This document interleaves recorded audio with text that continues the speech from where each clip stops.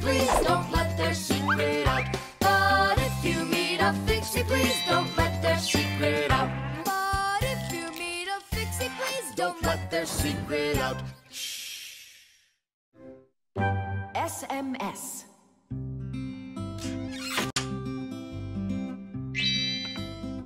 Hey! All clear. Oh, take a look. A mobile phone. You think they bought Tom Thomas a new one? Oh, wow. Nolik, stop. Awesome. Turn around. Oh! Tom Thomas, help us, please. We're trying to save your telephone. That's not mine. Oh, Katya left it behind. Katya! Katya! She's gone. It's too late. Oh, an SMS just came in. You won't read it, will you? Of course not. But what if it's something important? Tom Thomas, don't you even dare go and read her letters. Uh-huh, pretty interesting. Looky, there's just a ton of these messages. Now, Nolik, you go and distract him from the telephone. Uh-huh.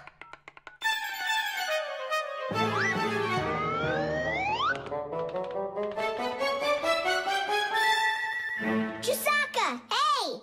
It's me, your buddy Nolik.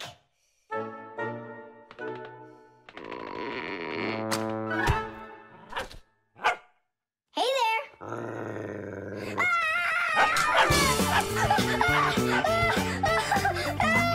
Chisaka, cut it out.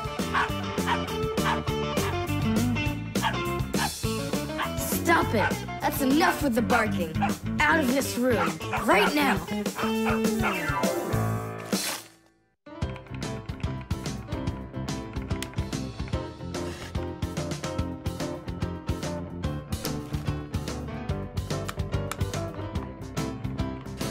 Done. Well, power's off now. Huh. What's up? It stopped working all of a sudden. Oh, it looks like you've broken it. What? No way. You did too. Well, Tom Thomas, now you'll have to give Katya her phone back like this. I just don't get it. It happened because you were reading someone else's mail. It was just an SMS. An SMS is no different from a letter.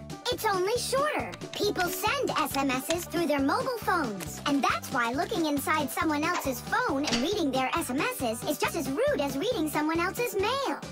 And that's why when we Fixies work inside of a phone, we always put our headphones on when a call comes in, so we won't overhear people's private conversations by accident. It's just the polite thing to do. I promise I won't read anyone else's messages. But that's not gonna make the mobile work again. Now what? Tell him the truth? Don't you worry, Tom Thomas, because we turned the phone off.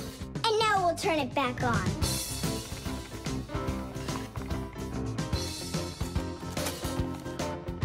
See that? The contact's barely attached. We just need to write a note to the Fixies who work over at Katya's. I'm sure they'll fix it. There are Fixies living in every home, and the work they have to do can seem endless. The TV starts acting up, then the doorbell breaks, the washing machine stops running, and then the phone won't ring. And besides all of that, there is cleaning and there's oiling. Like the appliances in the kitchen or kids' toys and all those other things. Modern houses are literally stuffed with all sorts of devices. And that is why the Fixies keep working day in and day out. Unfortunately, this can make Fixies get carried away by their jobs. And they can forget about their Fixie relatives and close friends that live in the neighboring houses and apartments. And that's not right. Just like humans, Fixies have to remember to go and visit each other more often and write each other letters, or at least send their regards. That's all. It's working again. You're the best. Now I can give a call to Katya and tell her she left her phone over here. Tom Thomas! Is that you calling? Yeah? And to who? Katya? And her phone is where?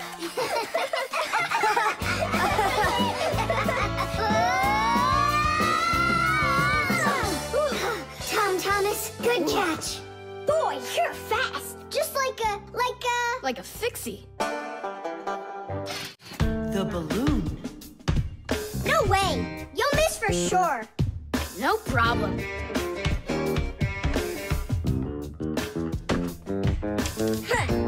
Anybody can do that. But I bet you can't do it if you tried bouncing the ball off the floor first. Just look. Oh, what are my parents gonna do to me? Maybe we should call Simka. Simka! And what's Simka gonna do to us when she sees this? So, got yourself in trouble, huh? You shouldn't be playing with a ball inside. And now we have your lamp to fix. But how? Only my dad can reach all the way up there. Why just your dad? You have a hot air balloon over there. That doesn't fly. It's just a toy, see? Well, it might be just a toy to you, but for us Fixies, it's absolutely real. If an object is lighter than water, it floats up to the surface. And in the same way, if something is lighter than air, it floats upward. Did you know that hot air is lighter than cold air? Well, it is. And that means if you warm up the air in a balloon, it will float up. Hot air balloons use special gas burners to heat up the air inside of them so they will get lighter. And the bigger the balloon, the more people it can take up into the air. I know what you're saying, but where do we get a burner? You think Fixies don't have their own burners? Huh! Sure we've got them. Bring it down here, and I'll go talk to our parents. No, no, and no. The human child must never see us. Listen now, Simka. We already don't approve of him seeing you and Nolik. He won't look.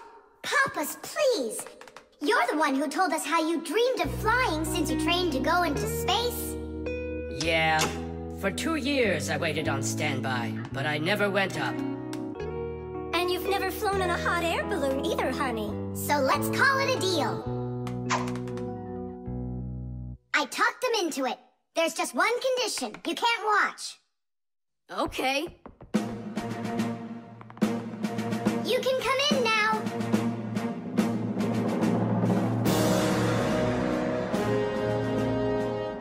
Now prepare the burner. Coming right up. Permission for takeoff? Permission is granted. And off we go! Hooray! It's flying! Don't you peek. Turn around. Oh, it was an accident.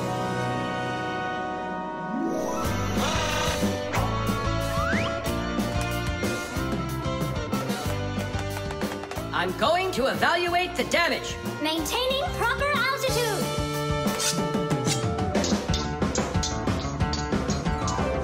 So, they've reached the spot.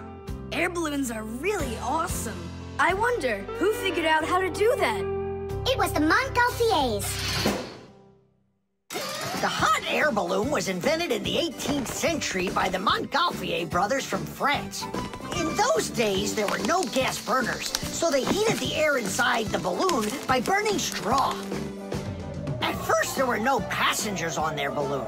Not counting the Fixies, of course. I mean, how else could a balloon get up in the air without them? Unfortunately, the names of the first Fixies who took that flight were not recorded in the annals of history. Following the Fixies' flight, the next passengers were animals: a ram, a rooster, and a duck. And it was not until those three safely landed after flying a full 4 kilometers that humans dared to fly in hot air balloons themselves. Ever since their invention, hot air balloons have also gone by another name: Montgolfiers.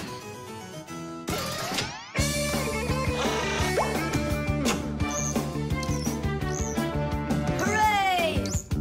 Tidish! Tidish! All right. Simka, please let your parents know that I'm so very thankful. Okay, by the way, now you can turn around. You know, Simka, let's fly the balloon just like them. There's no way, Nolik. We would need to use the burner, and kids aren't allowed to play with fire. I'll give you a ride. Look, I still need to put it back up on the shelf, so climb in and let's do it. Oh, yeah! This is great, Simka! Look at us! We're flying just like the Montgolfier brothers! What do you mean, like brothers? Okay, then, like brother and sister Montgolfier! The microwave.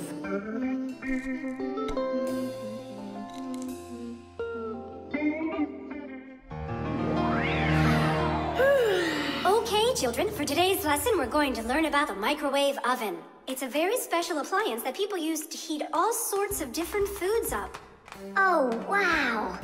Is there any chance that we could get heated up here? You'll find out about that too, if you'll pay attention, of course. Whoa! Got it? Now listen carefully. I'm listening. Of course, young Fixies go to school just like human kids, but their parents teach them a lot of important lessons too. Fixie parents take their kids on tours of all sorts of different devices and teach them what Fixies can do to keep them working properly. They like to show them how the computers or televisions or gaming systems work, or any one of the many appliances they take care of inside of the kitchen, like the stove. Every once in a while, a new device appears in the house, something that the Fixies have never dealt with before. To learn how this new thing works, the Fixies gather together and read the instructions that the humans keep printing up, but almost never seem to take the time to read for themselves. And so now it's time to look at the magnetron. That's what emits the microwaves. Oh, and so the food absorbs the microwaves, and that's what heats it up. That's right. And now, look carefully to your left. Hooray! Freedom! Oh, Tom Thomas! What do you say? Want to watch cartoons? I can't. I need to do my homework. Then just do it quickly. For some reason, whenever I start doing homework, I always get hungry for some food. Then just eat faster. No. The faster I eat, the sooner I'll have to start doing my homework. It already got cold. I need to go warm it up. 1 minute should be enough. These aren't just ordinary wires. These are for...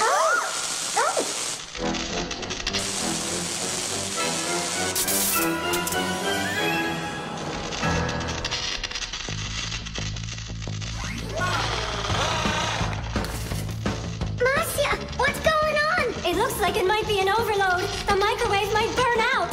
Then we better run out of here. What do you mean, run? We need to save this microwave.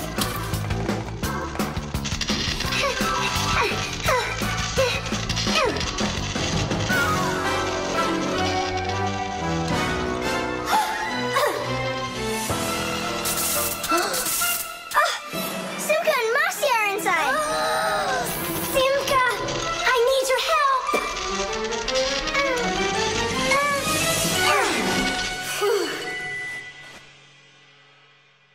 Tadish. Oh, what's wrong with the microwave? It looks like it just broke. Who cares if it broke? What matters is that Simka and Masiya aren't broken. Look, there's no one here. Of course not. We were behind the wall. You wouldn't believe what happened in there. Oh, there you go. Tom Thomas, why did you put that fork into the microwave? Why not? You mean I'm not allowed? Remember, never put any metal objects into a microwave. If you put forks or spoons in a microwave, you can burn it out. And then not even a Fixie will be able to fix it. Even a thin metal border on a plate can cause serious problems. Also, never warm up food in sealed packages or bottles inside a microwave. And one last thing, don't even think of cooking eggs in their shells in there. They'll just explode. Sorry, I didn't know any of that. Nolik, and what were you thinking? Why didn't you warn Tom Thomas about this? Well, Oh, today you skipped school. And now you don't know it either. Nolik, where are you going? I'm talking to you. Oh, where else? I gotta go study all about microwaves. And I'll go do my homework now. But first you'll sit down and eat for a while, right? No, I'm not gonna eat food. First I'll go and play some games for an hour or so. The toothbrush. Once I finish you, my top secret growth potion, I will create my own giant canine crew! And then I'll rule the... Whoa! Wow, this is super. You're better than a TV show. Oh yeah, it's fun, but it's gonna end badly. Tom Thomas, get ready for bed. I'm going, Dad. But first, my secret recipe. We start with a bit of carbonatorous. And now a little bit of bread and butterous. And finally, beard of foamerous. Chusaka. Don't be afraid. Drink, my baby. And you'll grow 10 times your size. What? It doesn't taste good? Oh, right. I forgot it needed stirring. This hypersonic mixer will do the trick. Tom Thomas, you shouldn't use what doesn't belong to you. That's your father's toothbrush. Ah! Hey, cut it out! You're acting crazy.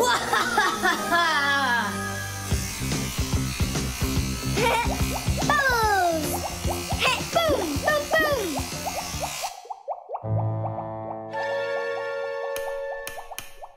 Uh-oh. You said it. Uh-oh. You, Tom Thomas, are a big boy, but your brain is smaller than Nolik's. Why, thank you. Just go put the toothbrush back in its place, like you never touched it. Nah, that's not right at all. Tom Thomas, what's up? I'm almost done, Dad. Simka and Nolik, please, I really need your help. No panicking. First, we need to understand what could have broken inside of there. An electric toothbrush is really simple, as long as you know these 3 parts. The battery, the motor, and a very clever mechanism that connects the motor with the bristles. The whole secret to the toothbrush is right in there. That mechanism uses the spinning of the motor to make the bristles move very fast back and forth, from left to right, from right to left. And that's how it brushes your teeth. So what can we do about it? Here's what we do. First, we take out the motor. Then we take the gears out. And then the mechanism. How much time do we need to do that? 1 or 2 hours. What? No! Just listen here, Tom Thomas. You need to open up the battery compartment. Wait for me right here.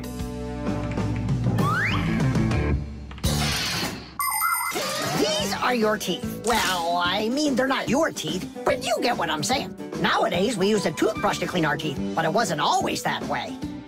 The ancient Egyptians used a chewed stick to scrape their teeth, while the ancient Greeks rubbed their teeth with a rag. And the Vikings, well, who knows what they used? And then, only 200 years ago, an Englishman named William Addis came up with something better. He drilled holes into a meat bone, inserted bunches of bristles into them, and there you go, the toothbrush. And here's what I need to tell you all as a fixie. That is, as a master repairman.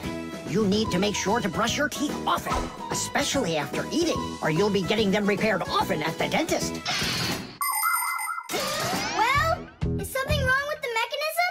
No, it's fine. Is the motor burned out? No. Then what's wrong with it? You're not gonna believe it. But the battery died. That's all? I know what to do. I'll put in new ones.